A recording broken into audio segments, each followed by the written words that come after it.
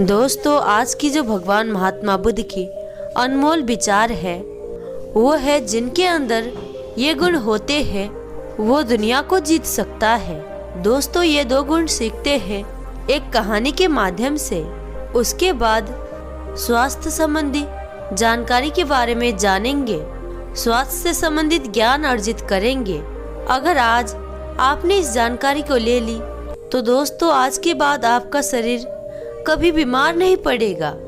शरीर बीमार होने के क्या कारण है उसके बारे में आज चर्चा करेंगे। इससे पहले चलिए सुन लेते हैं महात्मा बुद्ध के एक उपदेश को। प्राचीन सियालकोट में एक बार बौद्धों का बहुत बड़ा भिक्षु संघ आया। इस संघ को एक ऐसे वेद पाठी विषय के ज्ञात हुआ जो इतना रूढ़वादी था, किसी अवैदिक पंडित की छाया भी स्वयं पर नहीं पड़ने देता था।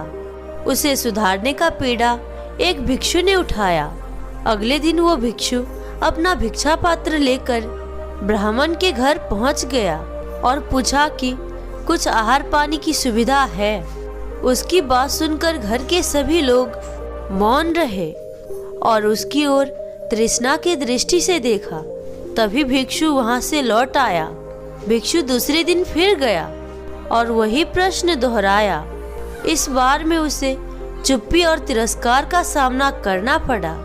वो पुनः लौट आया।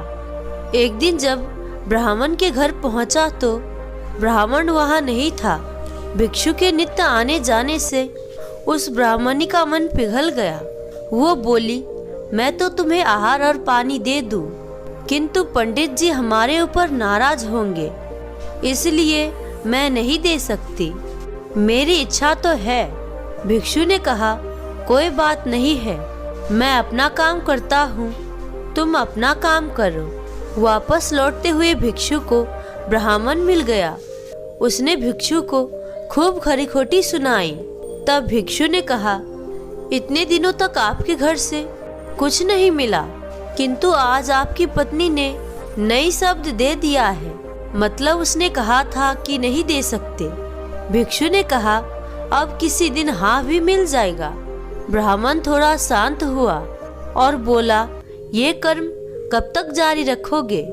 भिक्षु ने उत्तर दिया, जब तक जीवित हूँ। उसका उत्तर देख ब्राह्मण का अहंकार पिघल गया और उस ब्राह्मण ने फिर भिक्षु से क्षमा मांगी। दोस्तों, धैर्य और सहिष्णुता के बल पर बड़ी से बड़ी प्रतिकूलता को भी अनुकूलता में बदला जा सकता है। अगर आपके अंदर धैर्य है, करुणा है, सहिष्णुता है तो दोस्तों आप किसी भी चीज को हासिल कर सकते हो। आप कहीं पर भी रहिए, कुछ भी करिए, कितनी भी बुरी परिस्थिति आ जाए, आप उन परिस्थितियों से निपट सकते हैं। इसलिए दोस्तों हमें कभी भी धैर्य नहीं खोना चाहिए, अपने धैर्य को बनाए रखना चाहिए। तो दोस्तों, इस छोटे से उपदेश से आपको क्या ज्ञान प्राप्त हुआ, अपने अनुभव जरूर साझा करें। दोस्तों, अब चलिए जानते हैं स्वास्थ्य से संबंधित कुछ महत्वपूर्ण जानकारी।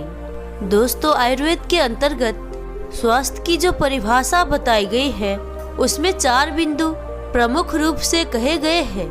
पहला, आदि संतुलित होने चाहिए। समाग्नि से यानी सम अग्नि से शरीर में कार्य करने वाली अग्नियां, विशेष रूप से जठर अग्नि प्रदीप्त होनी चाहिए। सम धातु शरीर के धातु रस, रक्त, मांस आदि ठीक प्रकार से बनने चाहिए। और अंत में जो अति महत्वपूर्ण आता है, मल क्रिया। शरीर से मल को जो बाहर ले जाने वाली प्रक्रिया है वो ठीक से काम करनी चाहिए। अगर सब कुछ ठीक चल रहा है लेकिन शरीर से मल ठीक से बाहर नहीं जा रहा है तो समझे आपका कुछ भी ठीक नहीं है। शारीरिक, मानसिक अनेक प्रकार के विकार आपको घेरना शुरू कर देंगे। तो इस प्रकार से ये एक परिभाषा है। लेकिन यहाँ पर एक और बात समझेंगे कि ये जो मल क्रिया है ये स्वाभाविक होनी चाहिए। कितने ही लोगों को हमने देखा है जो कि कई प्रकार की औषधियाँ लेकर पेट साफ करते हैं, भले ही वो औषधि आयुर्वेदिक क्यों ना हो, लेकिन अगर आप उसका रोज प्रयोग करते हैं तो ठीक नहीं है, क्योंकि आयुर्वेद के अंतर्गत जो विरेचन वाली औषधियाँ होती है, विरेचक प्रभाव रखती है, उनका प्रयोग रोज नहीं किया जा सकता। तो आपको ये देखना होगा कि किन औषधियों का प्रयोग करना है। दोस्तों, इसके बारे में हम अंत में बात करेंगे और ये बताएंगे कि किस प्रकार की आप डाइट रख सकते हैं जिससे कि स्वाभाविक ही आपका पेट साफ हो जाए, जो पेट की आपकी प्रणाली है वो ठीक हो जाए, वो ठीक तरह से अपना काम करे, तो मल अपने आप निष्कासन प्रणाली जो ईश्वर ने व्यवस्था बनाई है उसके अनुसार शुरू हो जाएगी। जब आप कुछ समय के लिए बाहर होते हैं तो आहार का ध्यान नहीं रख पाते। इससे हमें कुछ समय के बाद कुछ आलसपन अनुभव होना शुरू होता है, कुछ भारीपन लगना शुरू होने लगता है। ये आपको पता होना चाहिए कि बाहर के आहार के गड़बड़ी के कारण ही ये ज्यादा होनी शुरू होती है। आपको अपने आहार में कुछ बदलाव करने होंगे। इससे 1-2 हफ्ते के अंदर ही आपको इसके बहुत सुंदर प्रभाव देखने को मिलेंगे। तो इस आहार पद्धति को आज हम आपके साथ साझा करते हैं। कुछ समय तक आप ऐसे आहार लेते हैं और अपना सामान्य आहार सात्विक भी आप लेते हैं तो वो ठीक हो जाएगा। लेकिन कुछ समय तक आप इस प्रकार से करें तो आपको बड़े अच्छे लाभ मिलेंगे। कैसा आहार आपको लेना है वो साझा करते हैं। सबसे पहले सुबह उठते ही कुछ मात्रा में आपको पानी ग्रहण करना है। बहुत अधिक नहीं करना है, ठीक मात्रा में करना है। ऐसा कुछ लोग करते हैं कि भले ही उनकी शरीर की क्षमता नहीं है लेकिन 3-4 गिलास पानी पीते चले जाते हैं। ऐसा नहीं करना है। आयुर्वेद में कहा गया है कि जब प्यास लगे, जितनी प्यास लगे उतना पानी पिए। जबकि आप सुबह पानी पी रहे हैं तो जितनी आवश्यकता शरीर की है उतना पानी आपको पीना है। उसके बाद आप मल निष्कासन के लिए जाते हैं, शौच से निवृत्त होने के लिए जाते हैं। आयुर्वेद के अनुसार अगर आप बहुत अधिक समय तक मल को त्यागने के लिए बैठते हैं तो वो ठीक नहीं है। कहा गया है कि 5 मिनट के अंदर अंदर जल्दी से आपका मल पूरी तरह से निष्कासित हो जाता है शरीर से, तो वो बहुत उत्तम है, बहुत अच्छा है। लेकिन अगर आपको बल लगाना पड़ रहा है और बहुत अधिक समय तक बैठना पड़ रहा है तो समझे कि शरीर की कार्य प्रणाली ठीक नहीं है। इसके लिए आपको कुछ औषधियाँ सेवन करनी चाहिए जिन्हें ग्रहण करने से समस्या का समाधान हो जाएगा। शौच आदि से निवृत्त होने के बाद आपको कुछ औषधि ग्रहण करनी है। पहला औषधि है एलोवेरा। आप एलोवेरा का प्रयोग कर सकते हैं, घर पर लगा सकते हैं। सहजता से घर में उग जाता है। पत्ते को काटेंगे, बीज से गूदा निकालेंगे, थोड़े जल में मिलाएंगे और उसे सेवन कर लेंगे। पेट के लिए, पाचन के लिए और त्वचा के लिए भी, आपके शरीर के लिए ये बहुत उपयोगी है। और शरीर को डिटॉक्स करने के लिए पेठे का जूस भी बहुत उपयोगी होता है। अगर मिलता है तो ले सकते हैं, अगर नहीं मिलता है तो इस प्रकार से आंवला, एलोवेरा और गिलोय का प्रयोग आप कर सकते हैं। तीसरा, आपको गिलोय का काढ़ा बनाकर शौच करने के बाद पी लेना है। शौच से निवृत्त होने के बाद गिलोय का काढ़ा बनाकर पी लेना है। ये औषधि लेने के बाद आपको अपना व्यायाम करना है। व्यायाम और इन औषधियों के बीच में 15 से 20 मिनट का आपको अंतर रख लेना है। आप अपना व्यायाम करते हैं, उसके बाद आप नाश्ता जो करते हैं उसमें और व्यायाम करने में लगभग 30 मिनट का आपको गैप रखना है। आपको बस इतना करना है, जो आप प्रातःकाल जो आहार ले रहे हैं उसके स्थान पर आपको बस कुछ फलों को लेना शुरू करना है। कुछ समय तक लेना जरूरी है, क्योंकि शरीर में फाइबर जितना जाएगा उतना ही शरीर हल्का रहेगा और शरीर में जो रुके हुए टॉक्सिन्स हैं उनको निष्कासित होने में सहायता मिलेगी। तो आपको केवल फल लेना है। उसके बाद आपको दोपहर के भोजन के बीच में और जो सुबह फल लोगे उसके बीच अगर आपको कभी भूख लगे तो फालतू की चीजों को खाने के स्थान पर आप ड्राई फ्रूट खाएं। अगर और कोई उपलब्धता नहीं है तो आप मूंगफली रख सकते हैं।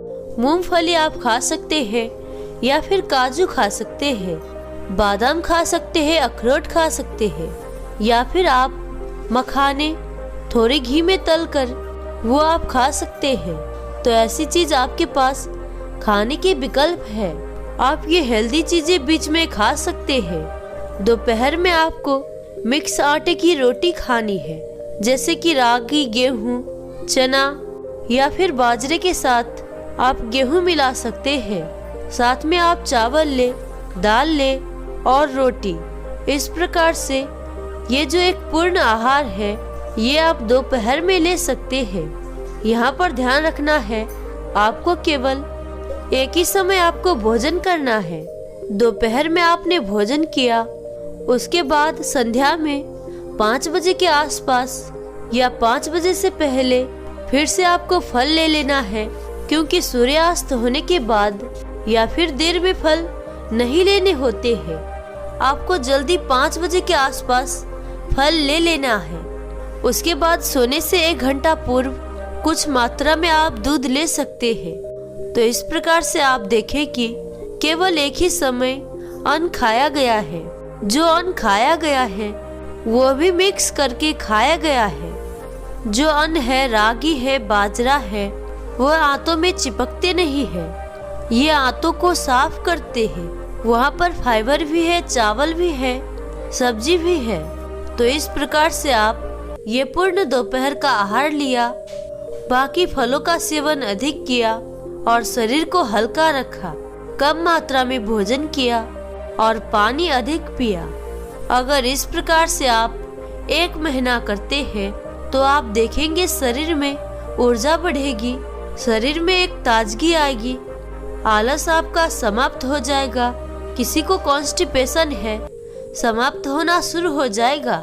और भी बहुत सारे लाभ आपके स्किन पर, आपके बालों पर, आपके आँखों पर, पूरी शरीर की कार्य प्रणाली अच्छी हो जाएगी।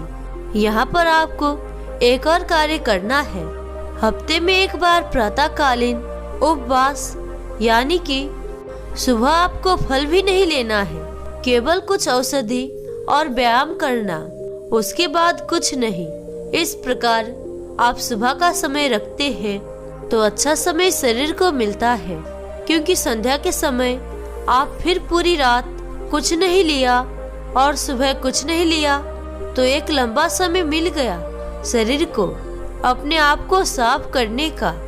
इससे अनेक प्रकार की बीमारियां अपने आप ठीक होते हुए आपको अनुभव होगा। तो इस प्रकार से ये एक समय का उपवास करना है आपको। दोस्तों, हम कोई भारी उपवास नहीं बता रहे हैं, केवल प्रातः काल का अगर आप आहार छोड़ देते हैं हफ्ते में 1 बार, तो ये भी आपके लिए बहुत उपयोगी हो जाएगा। जिन व्यक्तियों को लगता है कि उनकी स्किन पर समस्या है, आंखें खराब हो रही है, बाल खराब हो रहे हैं, विटामिन की कमी शरीर में है, वो इस आहार प्रणाली को 1 महीने तक इस प्रयोग को करके देखें। अति उत्तम लाभ प्राप्त होंगे। इससे आगे बढ़ते हैं और ये समझते हैं कि जब व्यक्ति गलत तरीके से भोजन करता है तो क्या होता है। आपने बहुत अधिक खाया, मैदे की चीजें ज्यादा खाई, फास्ट फूड, जंक फूड आपने ज्यादा खाया, तो ये जब पेट में जाता है तो पेट में अधिक समय तक रुकता है। मैदे को पचने में बहुत अधिक समय लगता है। उसके बाद आप 4-5 घंटे के अंतर पर कुछ और खा लेते हैं, तो जो पेट में पहले से वो जो और चीजें थी वहाँ और जाता है, तो वहाँ पर सड़न बननी शुरू हो जाती है। इस प्रकार का आहार जब आपकी आंतों में जाता है, आंतों की जो विलाय होती है, जो कि आहार को अवशोषण करने का, अपचार करने का कार्य को करती है। वहाँ से जब यह गंदगी अपचार करी जाती है जो कि विषाक्त है, विष है, शरीर में जब जा रहा है और रक्त में मिल रहा है तो खून में मिलने के बाद वो आपके हर अंग तक जाता है और हर अंग को प्रभावित करता है। इसी वजह से आपको इचिंग की समस्या होती है। बहुत जल्दी लगता है कि बहुत आई पेन हो गई है। इसी की वजह से आंखें खराब, बाल खराब और कितनी ही समस्याएं इस वजह से आती है, क्योंकि जो अवशोषण हो रहा है, जो रक्त में चीजें जा रही हैं, वो पोषक तत्व नहीं है, वो विष है। यहाँ पर क्या होता है और आपका हर तल पर पूरा शरीर इसका प्रभावित होने लगता है। अगर कॉन्स्टिपेशन की समस्या किसी को बनी रहती है, मल रुका रहता है शरीर में, तो जो अपान वायु है, आयुर्वेद में कहा गया है, जो नाभ से नीचे की तरफ जो शरीर कार्य करती है वो है अपान वायु। अपान वायु जब प्रकोपित हो जाती है तो वायु का कार्य होता है चंचलता। चंचलता को बढ़ाती है शरीर में, मन ठहरता नहीं है। आप सोने के लिए जाते हैं क्योंकि वायु प्रकोपित है तो नींद भी ठीक प्रकार से नहीं आ पाती। ध्यान में बैठते हैं, ध्यान नहीं लगता, काम में एकाग्रता नहीं होती, व्यक्ति का मन जैसे विचलित रहता है। अगर वो पाचन की तरफ ठीक से ध्यान नहीं देता और ऐसे वायु प्रकोपित हो जाती है तो आप ये समझे कि जब ये स्थितियाँ ठीक होगी, पाचन ठीक होगा, निष्कासन प्रणाली ठीक होगी, तो अपने आप ही आप सहजता अनुभव करेंगे। इससे आगे बढ़ते हुए अब आप समझे कि क्या वो औषधियाँ है जो ली जा सकती है। औषधियाँ जो है वो रोज प्रयोग नहीं करनी है। सबसे पहले जो औषधि है वो है कास्टर्ड ऑयल, लेकिन रोज प्रयोग नहीं कर सकते। प्रयोग कैसे करना है? महीने में एक बार स्वस्थ व्यक्ति प्रयोग कर सकता है सफाई के लिए। और अगर किसी को कब्ज है, किसी को कब्ज की समस्या है तो 3 दिन तक लगातार प्रयोग कर सकता है और उसके बाद वो छोड़ देगा। उसके बाद महीने में एक बार ही प्रयोग करिएगा। तो इस प्रकार से कस्टर्ड ऑयल का प्रयोग कर सकते हैं। 1-2 चम्मच की मात्रा में हल्के गर्म दूध के साथ मिला के रात में सोने से पहले इसको लिया जा सकता है। बहुत अच्छा उपयोगी विरेचन का ये कार्य करता है। दूसरे स्थान पर इस बगोल की जो भूसी होती है उसको आप आधा गिलास दूध में डाल दें और उसमें मिश्री डालकर उसे मीठा कर लें। उसके बाद आप 15 से 20 मिनट तक छोड़ दें। वो एक खीर जैसी बन जाएगी। उसमें रेशा होता है जो आंतों में चिकनाहट लाने का कार्य करता है। उसको आप ग्रहण कर लेते हैं। 20 मिनट रखने के बाद ये बहुत अच्छा काम करता है, विरेचन का काम करती है, साथ ही साथ आंतों में चिकनाहट लाने का बड़ा अच्छा ये काम करता है। तीसरे स्थान पर एक और औषधि है जो कि बहुत ही उपयोगी है। किसी को अगर पाचन की विकार है उसको दुरुस्त करने के लिए, ऐसा नहीं कि बहुत समस्या है तभी आपको लेनी है। थोड़ा भी आपको लगता है गैस है, पाचन की अग्नि मंद हो गई है, भूख ठीक से नहीं लगती, तो आपको कुमारिया सौ का प्रयोग करना है। कुमारिया सौ एलोवेरा से ही बनने वाला एक औषधि है जिसे विशेष प्रक्रिया से बनाया जाता है। ये एंटीबैक्टीरियल होती है। इसमें पाचन को इम्प्रूव करने के लिए बहुत सारी अच्छी चीज़ें होती है। आपकी स्किन के ऊपर प्रभाव रखती है, भूख को बढ़ाती है, अच्छे लाभ करती है। किसी अच्छी कंपनी की अगर आप लेते हैं तो कुमारिया सौ का आप प्रयोग करें। यह आपके पाचन को अच्छा बनाने के लिए बहुत उपयोगी होता है। साथ ही साथ आप योग से अवश्य जुड़े रहें, क्योंकि आयुर्वेद और योग दोनों जब एक साथ चलते हैं और इनको व्यक्ति समझता है तो समझे कि आप हर प्रकार की विपत्ति और विपदा से आप बच सकते हैं। तो दोस्तों, अगर आज की ये वीडियो आपको अच्छी लगी हो तो इसे अपने मित्रों और रिश्तेदारों में साझा अवश्य करें और हमें सपोर्ट करने के लिए इस चैनल को सब्सक्राइब और वीडियो को लाइक करना बिल्कुल ना भूलें। तो अंत तक मेरे साथ इस वीडियो में बने रहने के लिए मैं पूजा शर्मा आप सभी का दिल से बहुत बहुत धन्यवाद करती हूँ। तो मिलते हैं ऐसी किसी और वीडियो में, तब तक के लिए अपना ख्याल रखें। धन्यवाद।